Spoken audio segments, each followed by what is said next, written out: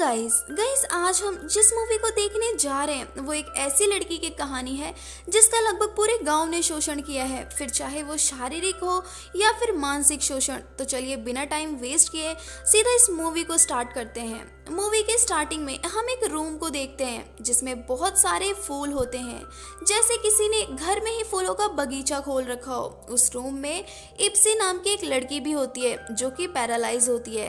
वो अपनी जिंदगी में अपना काम करने के लिए दूसरों पर डिपेंड रहती है और इसी कारण उसका फायदा उठाया जाता है। उसे फिजिकली एंड मेंटली दोनों तरह से परेशान किया जाता है। काफी सालों से वो उसी रूम में है, कोई उसे बाहर की दुनिया नहीं दिखाता।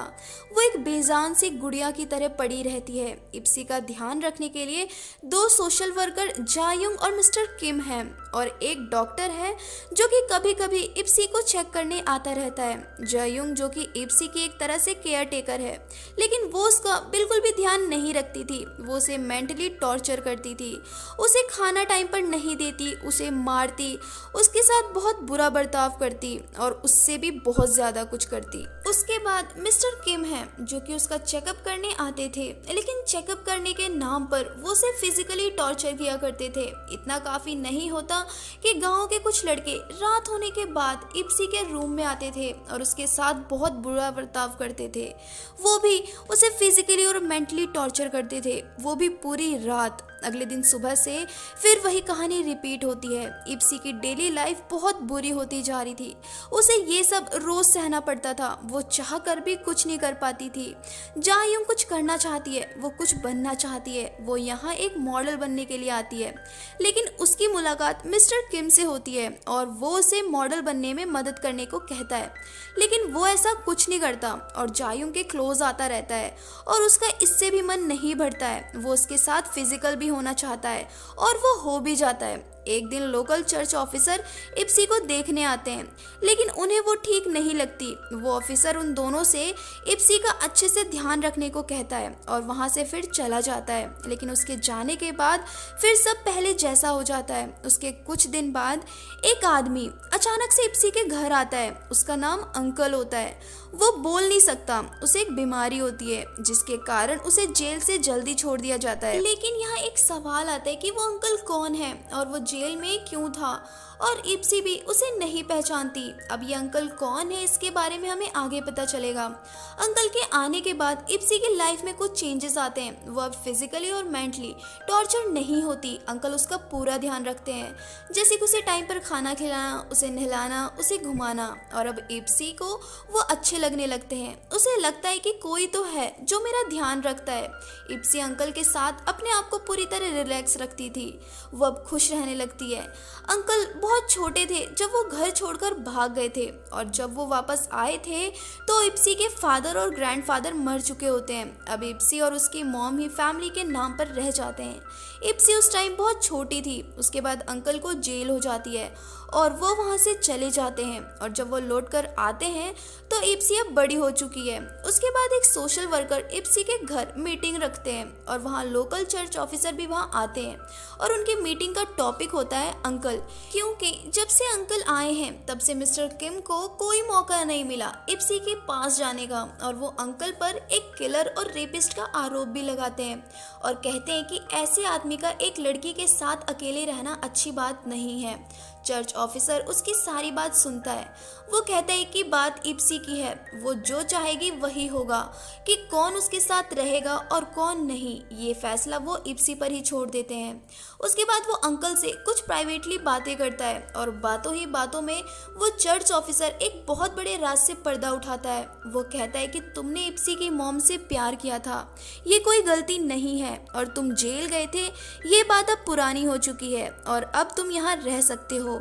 अब यहाँ एक बात वो समझ जाती है कि अंकल इप्सी की मॉम से प्यार करता था, इसलिए वो उसका इतना ध्यान रखता है। और दूसरी वजह, इप्सी भी अपनी मॉम की ही तरह दिखती है। लेकिन यहाँ एक बात अब भी क्लियर नहीं होती कि अंकल को जेल क्यों जाना पड़ा, ये आपको आगे पता चलेगा। उसके बाद हम देखते हैं कि इप्सी की लाइफ अब पहले जैसे नहीं रह गई, अब पहले से बेटर हो चुकी है। वो बहुत खुश भी थी, लेकिन वो इस बात से अनजान थी कि उसकी खुशी अब ज्यादा दिन की नहीं है। फिर एक दिन पुलिस ऑफिसर इप्सी के घर आता है और वो अंकल से कहता है कि उसे खबर मिली है कि यहाँ सेक्सुअल हैरेसमेंट हो रहा है। और वो ऑफिसर यहाँ एक और बड़ा राज खोलता है। वो अंकल से कहता है कि क्या इप्सी को पता है कि तुम जिस मर्डर और रेप केस में जेल गए थे वो किसी और का नहीं बल्कि इप्सी की मॉम का ही केस था।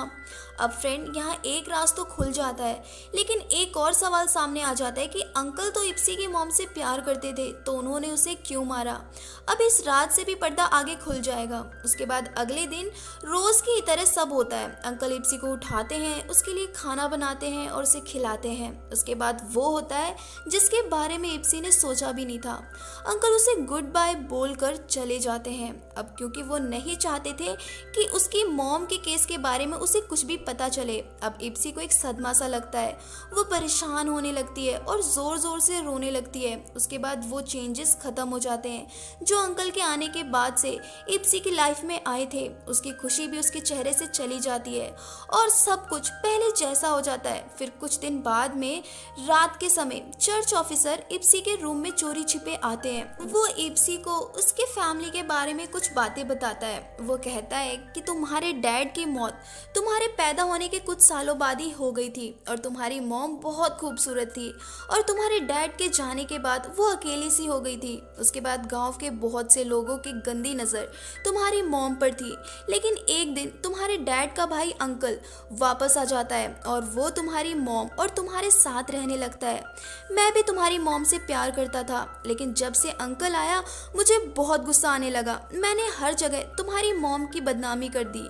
मैंने ये खबर फैला दी कि तुम्हारी मॉम अंकल के साथ और बहुतों के साथ गलत संबंध में है, जिसके चलते कुछ लोग एक दिन तुम्हारे घर आ जाते हैं और तुम्हारी मॉम के साथ फोर्सफुली बिहेव करने लगते हैं, जो कि अंकल को अच्छा नहीं लगता और उसे पता चल जाता है कि अब तुम्हारी मॉम सेफ नहीं है, इसलिए वो उसे मार देता है, जिसके कारण वो जेल चला जाता है। अब फ्रेंड्स यहाँ हमें सब पता चल जाता है कि अंकल इप्सी के क्या लगते हैं और वो जेल क्यों गए और उन्होंने इप्सी की मॉम को क्यों मारा। और हमें यहाँ एक और बात पता चलती है कि चर्च ऑफिसर इप्सी का ध्यान अब तक इसलिए रखता आया है क्योंकि वो अपनी मॉम की तरह ही दिखती है और वो इस बार उसे खोना नहीं चाहता, इसलिए उसने अंकल को हटाने के लिए उस पुलिस ऑफिसर को भेजा था।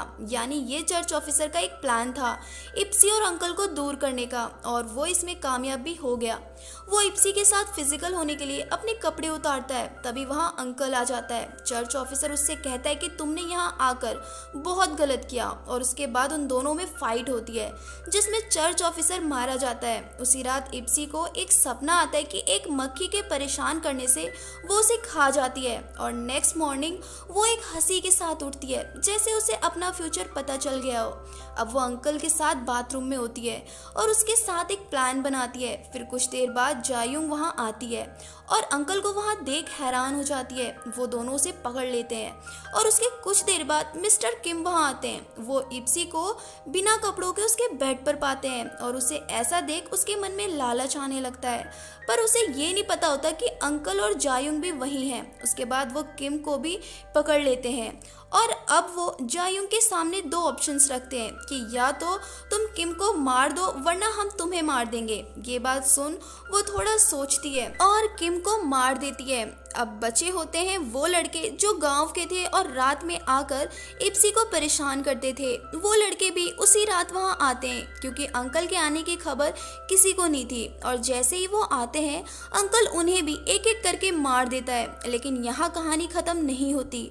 चर्च ऑफिसर की तलाश में पुलिस ऑफिसर भी इप्सी के घर आ जाता है। वहाँ उसे अंकल मिलता है। वो उसे बताता है कि उसे यंग स्कूल के बच्चे बहुत अच्छे लगते हैं जैसे कि इप्सी।